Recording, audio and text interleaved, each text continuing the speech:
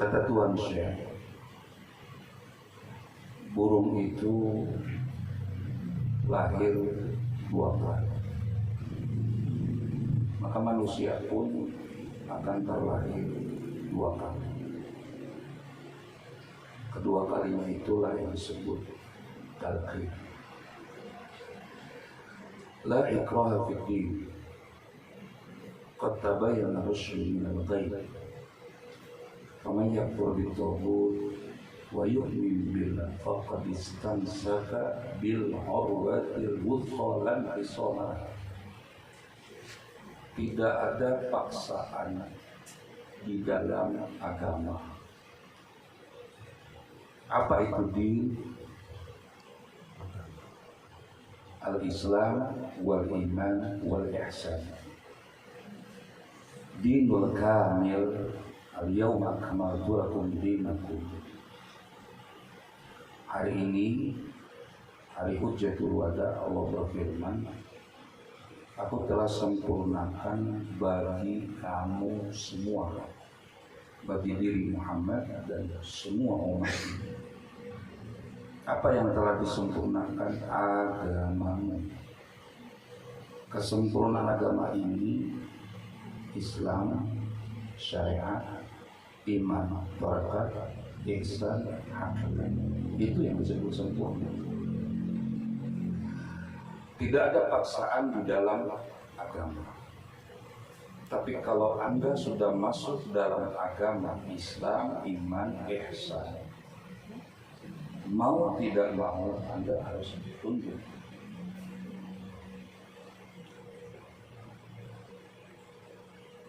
La ikraha fid din. Tidak ada paksaan ketika Anda belum berislam, beriman, berihsan. Tapi kalau sudah beriman, berislam, berihsan, bersyariat, bertarikat, berhakikat, la ikraha fid din, qad tabayyana rusydu minal ghayy. Karena sudah terang, sudah nampak, sudah jelas mana petunjuk, mana kesesatan, mana yang memiliki mursyid, mana yang tidak memiliki mursyid. Faman yakfur bit-taghut, siapa yang mengingkari kesempurnaan agama itu, pilar yang 3 tadi, wa yu'min billah, totalitas keimanannya kepada Allah, yang disebut badrut tauhid, bukan ilmu tauhid, tapi tauhid la ilaha illallah yang sudah dihujjahkan kelubuk hati. Karena di dalam Miftahus Sudur bit-ta'lim wa talqin, dengan ta'lim dan dengan talqin. Faqad istamsaka bil urwatil wuthqa, maka dia berpegang teguh kepada tali yang sangat kokoh. Urwatil wuthqa adalah la ilaha illallah. Tidak akan berpisah, tidak akan terpisah untuk selama-lamanya. Karena dari itu, di dalam bulan Safar ini, menurut ahli al-mukasyafah ada 320 bala.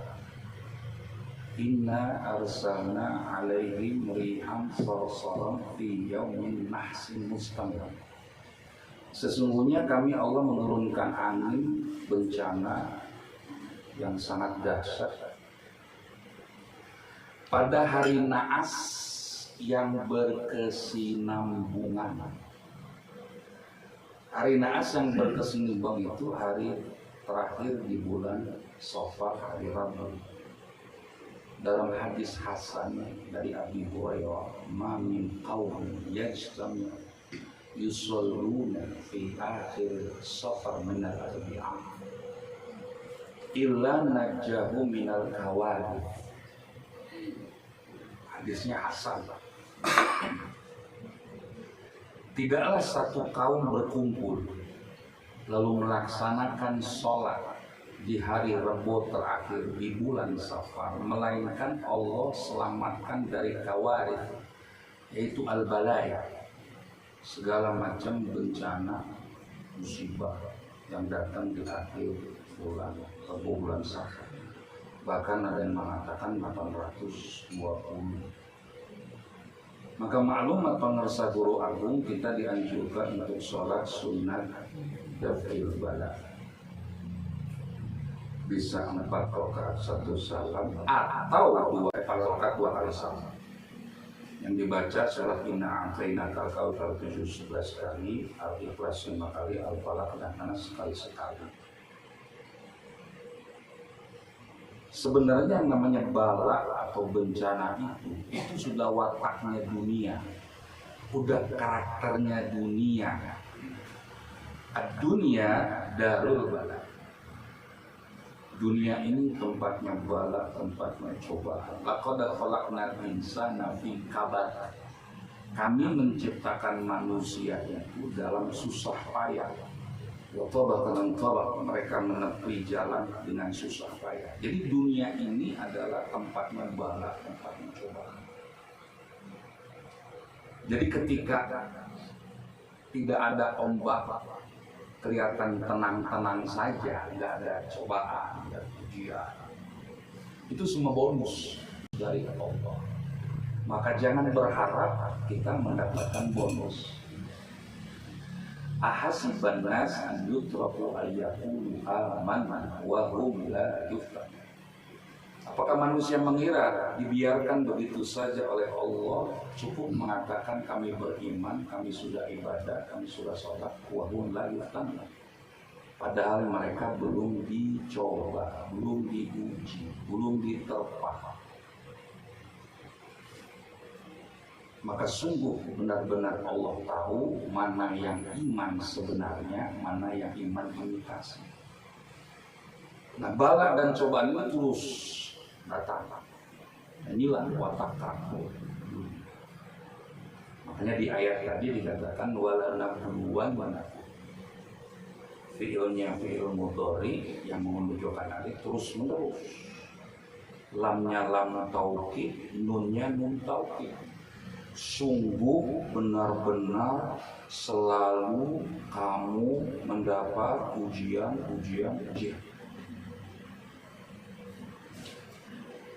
Sikapnya apa? Inna lillahi wa inna ilaihi raji'un. Jadi yang disebut raji'un itu kembali kepada syariat. Jangan ujian cobaan itu dikaitkan dengan karuhun yang marah, almarhum nggak suka, itu nggak boleh. Belum rojiun, belum kembali. Yang disebut kembali itu kembali kepada syariat. Syariat itu hanya sebagai ibadah. Kalau mutahharah itu syariat yang bisa mensucikan iman itu bukan syariat dalam arti ibadah. Kalau ibadah itu raganya, fisiknya. Zikir juga fisiknya, raganya, lidahnya, sholat. Kalau raga yang melakukan itu namanya ibadah. Belum ada sentuhan iman. Kalau udah masuk kepada sentuhan iman, hanya dengan badrut tauhid, dengan bibit tauhid yang dihujamkan oleh guru agung, maka dia bernama ubudiyah, penghambaan totalitas kepada Allah. Jadi ruhnya yang beribadah, jiwanya yang beribadah, bukan raganya lagi. Itulah perjalanan rohani Rasulullah, puncaknya adalah di Isra dan di Mi'raj. Hilanglah inisial Muhammad, hilanglah Rasul, hilanglah Nabi, yang muncul subhanallazi asra bi 'abdihi. Maha suci Allah yang telah memperjalankan hamba. Bukan Rasulnya lagi, bukan Nabinya lagi, bukan Muhammadnya, hilang, semuanya hilang. Tapi apa? Tingkatan tertinggi adalah ubudiyah. Bukan ibadah. Kalau ibadah itu raga, fisik. Jadi yang disebut syariat yang disucikan, bisa mensucikan iman itu yang sudah tertanam batu tauhid, bibit tauhid itu sendiri. Karena itu bencana yang datang itu pada zaman Kanjeng Syekh Abdul Qadir Jailani, maka mereka lihat berbondong-bondong datang kepada Tuan Syekh. Lihat fatwa beliau, barang siapa makan jejukutan yang tumbuh di madrasah, jadi ada nilai aura keberkahan kalau majelis itu dipakai dengan zikir. Jadi yang namanya barokah bisa ada pada seseorang, seperti Nabi Isa mengatakan dalam Al-Quran, wa ja'alani mubarakan aynama kuntu. Allah menjadikan aku manusia bisa mendatangkan barokah dimanapun aku berada. Jadi jangan diingkari nih. Jadi manusia, ulama-ulama bisa mendatangkan barokah, bukan syirik. Orang Nabi Isa sendiri dalam Al-Quran mengatakan begitu. Allah menjadikan aku bisa mendatangkan barokah dimanapun aku berada. Siapa itu Nabi? Nurullah yang mendapat cahaya Allah. Siapa sesudah Nabi Muhammad? Wali-wali Allah mendapat nurullah juga. Dia bisa mendatangkan barokah. Tempat bisa gak? Mari lanjutkan. Alladzi asra bi 'abdihi lailan minal masjidil haram ilal masjidil aqsa alladzi barakna hawlahu. Maha suci Allah yang telah memperjalankan hambanya, yaitu Nabi Muhammad yang sudah masuk kepada wilayah ubudiyah, bukan ibadah, tingkatan tertinggi, pada suatu malam dari Masjidil Haram ke Masjidil yang kami berkahi tempatnya. Jadi tempat bisa mendatangkan barokah. Majelis Nurul Ikhwan mendatangkan barokah, semua datangkan barokah. Maka siapa yang makan jejukutan, rempah-rempah, jahe, koneng, semuanya, tapi syaratnya tumbuhnya di madrasah, minum air manakib.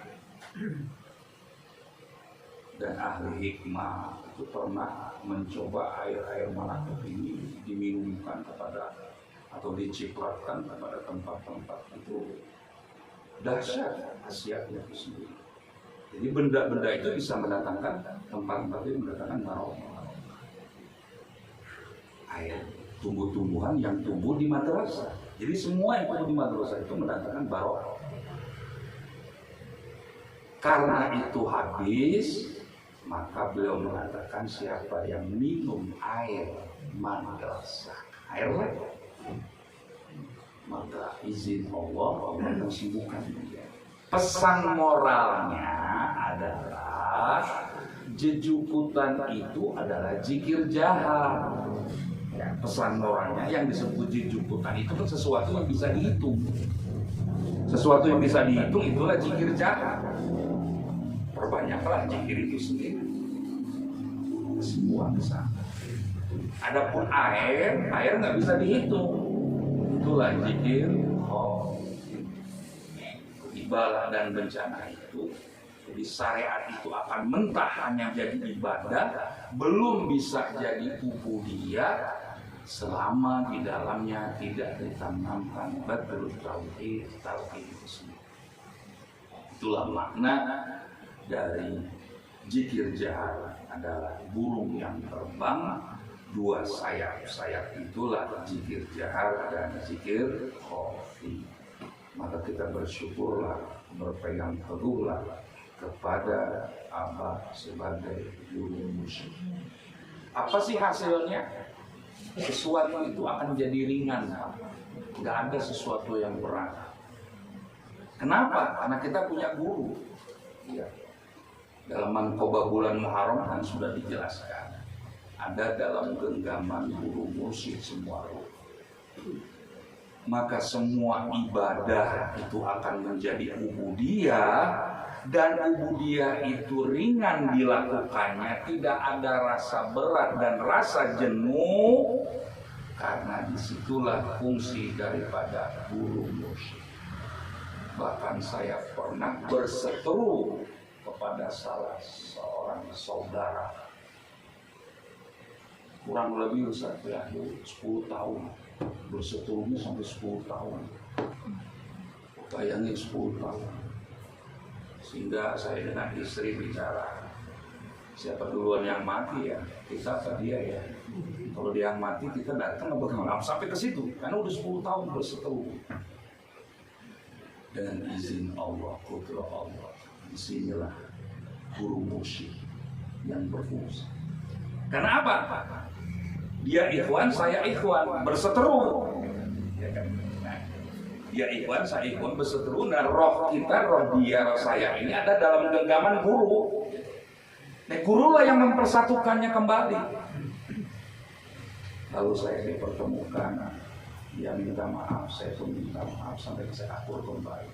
Saya bilang sama istri, itu ada peranan dari guru musik yang menggenggam semua ruh ada dalam genggaman Abah. Jadi ketika si murid-murid ini berseteru, gurulah yang turun tangan. Begitu juga almarhum Kiai Soleh menjadi pembela Pak Gaus habis-habisan, sulit diterima oleh logika. Lalu beliau datang kepada Mama Ana, dia tobat kepada Ana, mau tobat, saya nggak mau lagi berguru kepada Gaus. Dia tobat, Kiai tobat. Akhirnya ditalkin kembali oleh Jenderal Sandisi. 2 minggu kemudian meninggal. Nah, inilah puncaknya Allah juga. Ada yang Abah juga ingin menyelamatkan, kan nggak selamat juga, sampai hancur juga itu orang, ya kan nggak diselamatkan. Jadi memang semuanya kembali kepada Allah. Biar guru mursyid ingin mempersatukan, tapi hakikat Allah nggak mau bilang apa. Inilah fungsi dari manqobah tadi, apa yang disampaikan dari Ustaz benar, dari syariat pun. Maka kita terhadap anak yatim, pada orang yatim. Siapa yatim? Yang belum ditalkin. Yang belum ditalkin itu yatim. Bukan kata saya, kata Syekh Abdul Qadir Al-Jailani di dalam tafsir Al-Jailani, alam yajidka yatiman fa'awa, yang disebut yatim dalam surat Al-Fatihah, katakan Syekh, bila irsyadin wala mursyid. Bukan kata saya mau satu kan hanya baca doang, baca lalu nyampaikan. Bukan kata situ orang. Jadi yang disebut yatim itu nggak ada petunjuk dan nggak ada guru mursyid. Jadi yang belum talqin namanya yatim. Fa'amal yatim fala tabhar. Terhadap non-ikhwan yang belum ditalqin jangan dihati, jangan dikucilkan, rangkul, pegang, rangkul, jangan ditinggalkan, jangan dihati. Itulah hebatnya tarekat kita. Jadi kita harus yakinnya kalau tarekat ini berdasarkan Al-Quran dan As-Sunnah. Sebagaimana Tuhan Syekh mengatakan, demi Allah, tarekatku berdasarkan Al-Quran dan As-Sunnah. Yang saya maksud, jangan ada keraguan terhadap tarekat yang kita punya. Yakin inilah paling benar. Gak ada yang lebih benar selain yakin. Itu yang nomor 1.